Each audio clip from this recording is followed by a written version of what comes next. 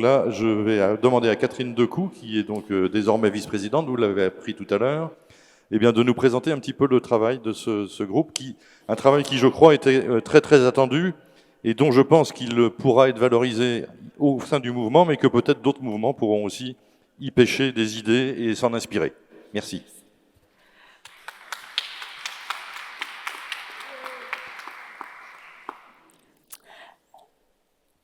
La commission d'accompagnement spirituel s'était baptisée d'une manière un petit peu humoristique.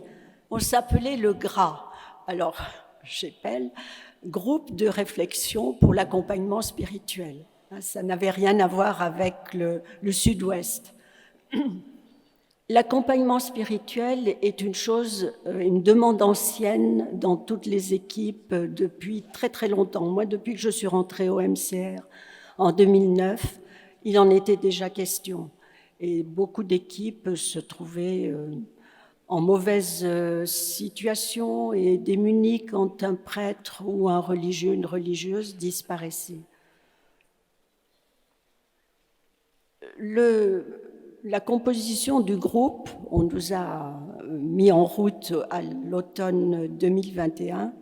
La composition du groupe s'est faite sur la base du volontariat. On venait des 4 coins de France, on ne se connaissait pas. Pour la plupart, il y avait 2 prêtres et 5 laïcs, et une laïque est venue nous rejoindre en cours de route. Et je tiens à préciser que nous avions la parité, ce qui est quand même quelque chose de remarquable.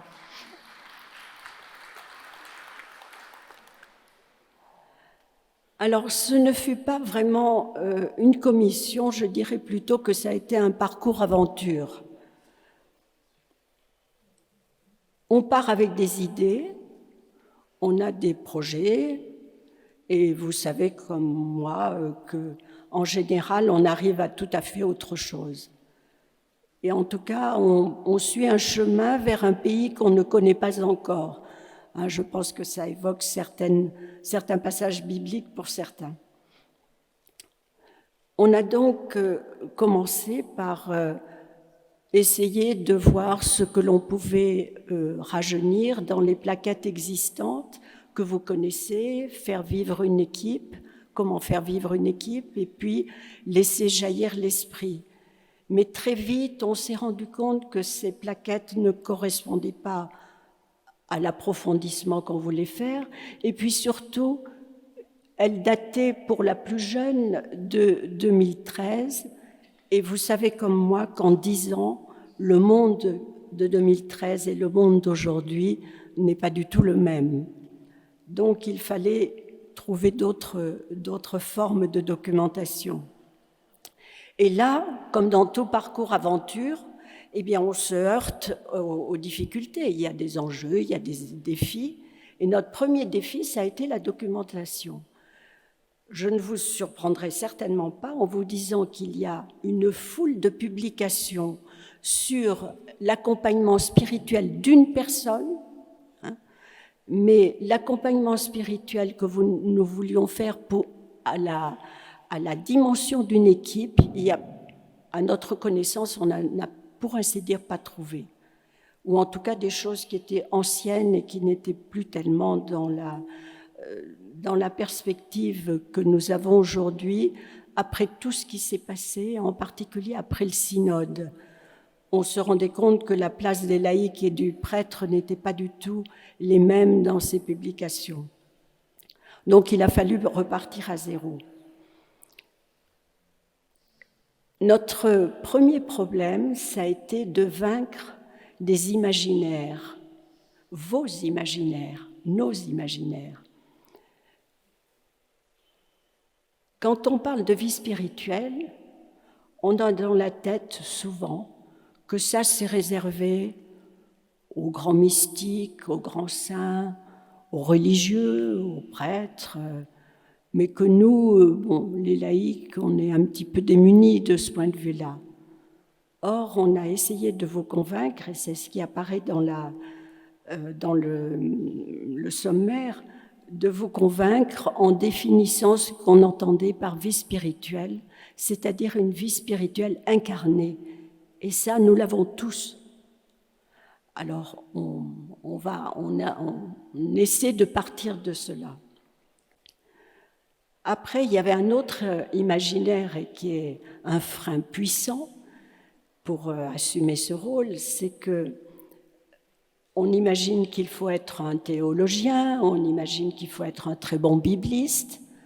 Évidemment, moi, je ne peux pas, je ne suis pas capable. Hein. Je vous laisse réfléchir à tout ce que vous avez pu entendre dans les équipes de ce point de vue-là. Je ne suis pas capable.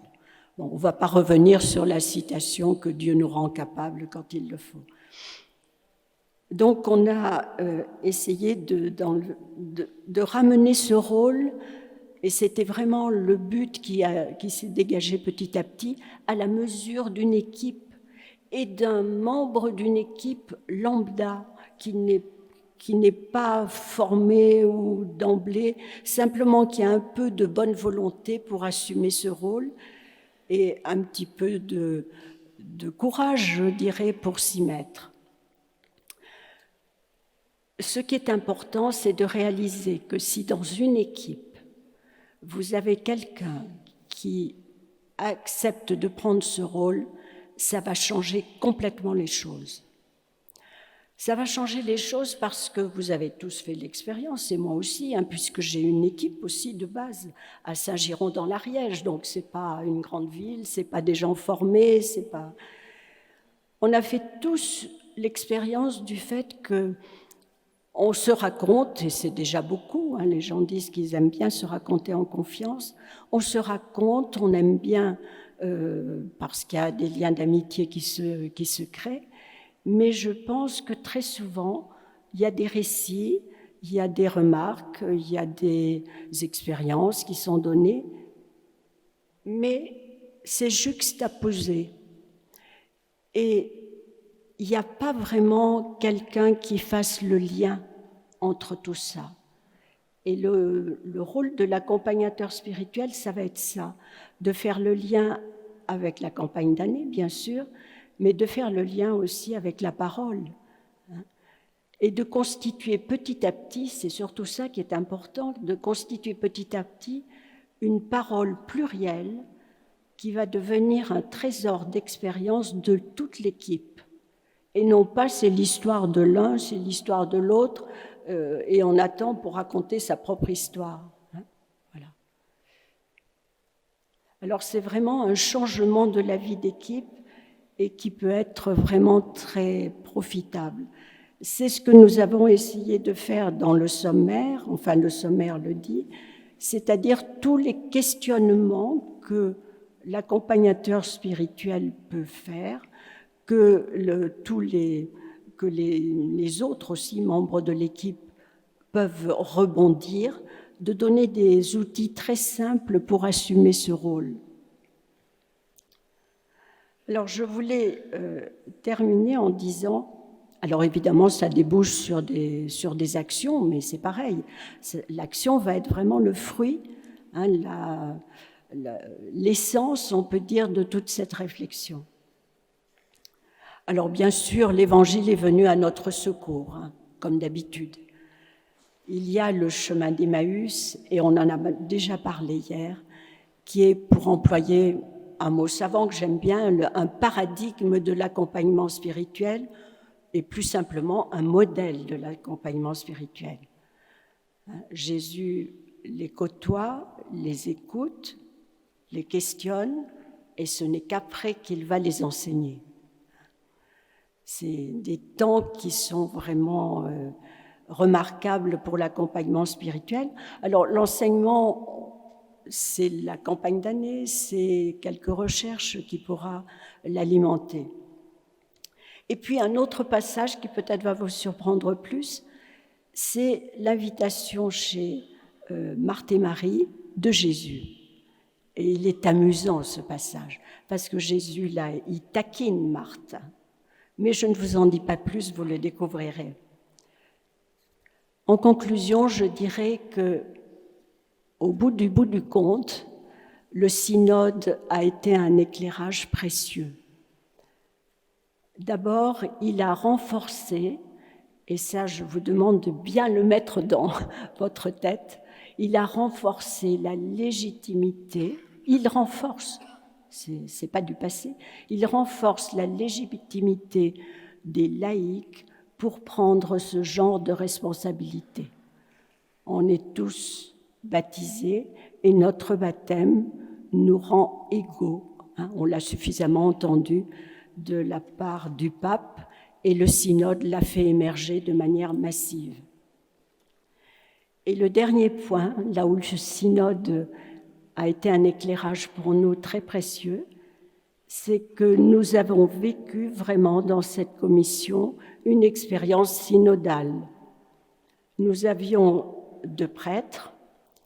Ça ne vous surprendra pas d'apprendre qu'il y avait Dominique Oudot, notre aumônier national, mais il y avait aussi Armand Athias, que certains du côté du Jura doivent connaître.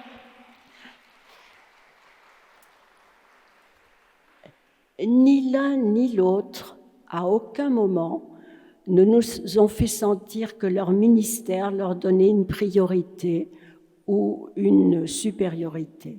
Ça a été vraiment un travail de groupe totalement à égalité, avec des idées, des contestations, des refus, des propositions. Nous avons été vraiment des compagnons de voyage. Je terminerai pour vous demander instamment un service, c'est-à-dire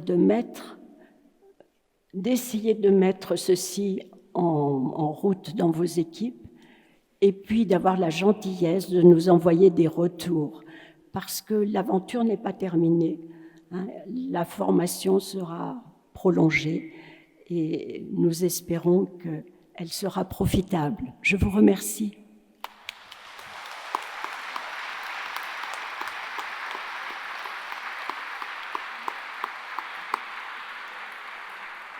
Merci infiniment à Catherine. Donc,